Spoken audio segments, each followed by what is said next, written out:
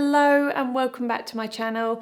Now if you watched last week's video you would have seen that I did my wardrobe switchover from winter to spring, leaving in some select winter pieces just in case we get any cooler weather. And now that I have done my grand switchover, I can now start to plan my wardrobe for the spring season. My first step is to set up a spring mood board on Pinterest. Now I have been working on this one since the start of the year. I usually start before a new season begins. And on this board I pin looks that I like and looks that incorporate items that I have within my wardrobe. And they don't necessarily have to be the exact same items. So for example, a blue striped shirt. I have this particular blue striped shirt by House of Dagmar in my wardrobe. I've had it since early 2020, I believe. And before that, I had a similar one from H&M. It's a very classic spring piece and it's actually really easy to style. But sometimes if I've got a bit of mind fog, or perhaps I'm in a rush and I've got a lot going on and I can't think of how to style it, then I've got lots of ideas all on this board. So when I come to get dressed, I have these looks as a point of reference to make things so much easier and quicker. So as you can see from my board, I have a mix of things on here. So I've got some pins on here that reference some items which are new to my wardrobe so that I don't forget those when planning outfits. And I also have some leisure wear ideas because I do find that I wear leisure wear quite a lot in the spring and summer seasons. I also use this board for pinning my accessory ideas. So jewellery, for example. I have some new jewellery pieces from MONICA VINADER and I've pinned them on here because I find that I go on this board daily. So it helps me remember exactly what I have in my jewellery boxes. So these are my new additions and they're a little bit different to most of my other jewellery, which is usually plain gold. I have a couple of pieces here which have these beautiful black spinel beads which contrast with the gold nuggets, and I've mentioned before that I love gold jewellery worn against or worn with black clothing, and I think that combination and the jewellery itself of those two colours is what drew me in. So I have the Daya beaded necklace and the matching bracelet, which is actually a 2-layered bracelet, and I think these are really beautiful pieces which I'll be using for day-to-day wear, perhaps to amp up my basics. So maybe wearing with a basic shirt or even a basic vest or t-shirt and then layering over a blazer on the top, which is very much a go-to outfit of mine throughout the spring season. Jewellery is such a great way to change the vibe of an outfit, especially if, like me, you really do love a basic and a lot of your wardrobe is made up of basics. I've also got a little gold charm here, which again is from the Daya collection. The Daya collection very much being one of my personal favourites. Nothing is sort of perfectly shaped. It's all very natural and fluid, and it also has some texture to the surface as opposed to being completely smooth and flat. I've had my Daya charm engraved with the symbol for Leo, which is my star sign, and I can use this charm on any of my MONICA VINADER necklaces or even anklets or bracelets. I also have this beautiful chunky ring from the Kate Young collaboration collection. This is 18 karat gold vermeil, which is the same for the necklace and the bracelets which I just featured, and this is all recycled gold and recycled sterling silver, which is underneath the gold vermeil. And the stone is black onyx, which I'm always so incredibly drawn to. Again, it's that kind of real stark contrast of the black and the gold together. And this ring is such a bold statement piece that I think I'll often wear this either on its own or with some very subtle pieces styled with a basic outfit. Now, if you're feeling a little bit lost with your personal style, and you know what, I think we've all probably been through at least one of those phases throughout our lives, and it could be anything that affects you. It could be perhaps you've just entered or are about to enter motherhood, therefore you've got some bodily changes to contend with. It could just be a case of getting older and your taste and your style has naturally changed, but you're not quite sure what that is. It could just be lifestyle changes, a change of location, like us, from going from city to countryside. Could be The pandemic is a great example because that changed all of our habits. We were all so used to being hermits at home and therefore not wearing proper going out clothes. And so there's lots of these different things that can affect your mind and therefore your style.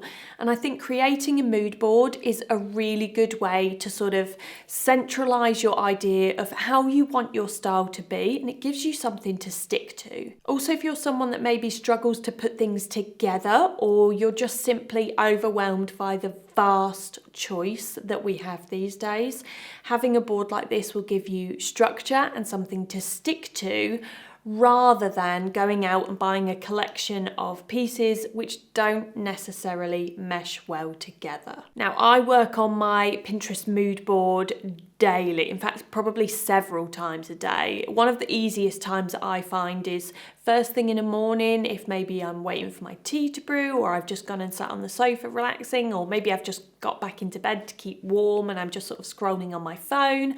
I'll go onto Pinterest and I'll just invest a little bit of time scrolling through and adding pins and curating that board. Step number 2, and we're actually sticking with Pinterest, although can I just say you don't actually have to use Pinterest if you have one of these like planning apps that you can add images to, or you prefer the good old-fashioned method of making a collage with scissors and Pritt stick, etc. Whatever works for you. I personally am a very visual person. I think even if you're not a visual person, it helps to have these things all sort of collated in one place in front of you. So step number 2, and again I'm using Pinterest, is to create a separate board, but this time it's for your wish list. So this board is always a work in progress for me, and I actually keep the same board for all seasons every year. So this board now has been going for about 4 or 5 years, and it is constantly changing with the seasons and as the years go on. So as I go into a new season, I pull any pins from the previous season down to the bottom so that everything is in order for the current season. For example, I don't really want to be buying boots now as we're going into spring, but these are still very firmly on my wish list. So for now, I'll pull them down to the bottom so that I can revisit them next autumn, winter. And any items that I had on my wish list board from maybe last spring or summer, I'll pull those up to the top so that they're more current. So I see items all the time whilst browsing online and whilst on social media, and if something appeals to me, I don't buy it right away. I pin it here on this board and then take time to think about it. I sometimes search for ideas on how to style that item with things that I already own, because I want to avoid buying something that I then need to buy several other items in order to style it with. It needs to fit in with my existing wardrobe, and if it doesn't, then I'll delete that item from my board because it's clearly not going to work for me. Now, as you can see from my board, I have some ideas on here for a christening outfit that I've got coming up in April. I've pinned and will continue to pin a few ideas, and then when it really comes down to crunch time where I need to get that outfit sorted ASAP, I'll come back to my board and look in depth at each item that I've saved, weigh up my pros and cons, and then make my decision. Now, my main reason for creating this wishlist board and the main benefit from it is that I think when we shop, and I'm definitely speaking for myself here, and I fell into this trap so frequently in my 20s, is that when I would buy something new, I would get a little high, a little buzz from shopping, which I think a lot of us can probably relate to. And this buzz is short-lived, and it, in my case, led to just so much overbuying, so much consumerism, and I had things with the tags still on. I just had so much excess stuff. And since doing my little wish list board method and being, I suppose, a bit more considerate and really carefully thinking about a purchase before I make it, it has had a huge and drastic effect on the amount of items that I buy. I would say, and this is not an official number, this is just an off the top of my head sort of guesstimate, I would say I probably buy about 80% less than what I used to, which is a huge amount. It's also kind of a way of getting shopping, so to speak, out of your system. So I know that a lot of people use the basket method, which is going onto your favorite online shop or several online shops and filling your basket with everything that you love, or with just a few items that you love, and then leaving that website and almost deleting your basket. It sort of gives you that element of, or that feeling of shopping, but without actually checking out and spending any money. Step number 3, outfit planning. Now, outfit planning in my wardrobe is something I do all year round, as and when I have time, or if I'm feeling like very much in the mood for it. I use my Pinterest boards when doing this so that I've got all of my references, and I spend some time essentially just playing in my own wardrobe. I put together outfits that maybe I've just had in my mind, outfits that I've got on my seasonal mood board, as discussed back in step 1, to make sure that they work, and often just experiment with different things. I take mirror selfies of all of the outfits that I like, and then these can be saved in an album on my phone, and sometimes I'll upload them to my Pinterest mood board as well, just so that I kind of have all of my inspiration and ideas all in one place. Having a bank of outfits somewhere, whether it be on the phone or Pinterest, that I actually own, again, just makes the whole process of getting dressed really easy, and it avoids the I have nothing to wear excuse. And that's it, guys. Just those 3 really simple, really easy steps, and I do them every season, every year, and have been doing so for about the last 6 or 7 years. And I added in the wishlist board a little bit after that, maybe 5 years or so I've been doing the wishlist board. But I can't tell you how much it has drastically impacted the volume of items that I wear, but also had a positive impact on the amount of times I wear the items that are in my wardrobe. I'm re-wearing. Re-wearing outfits is cool. Don't let anyone else tell you otherwise. Now, maybe you're one of those people that keeps buying items that you just never get around to wearing. They've still got the tags on, or perhaps you just feel like you're maybe not getting as much out of your wardrobe as you would like to.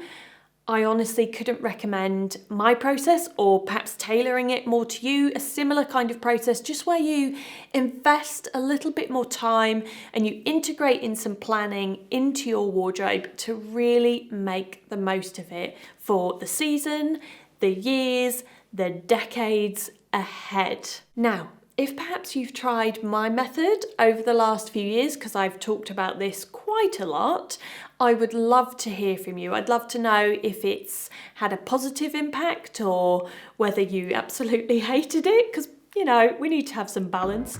I would love to know your thoughts, so please leave those down in the comments below. But for now, thank you as always for watching, and I will see you next time.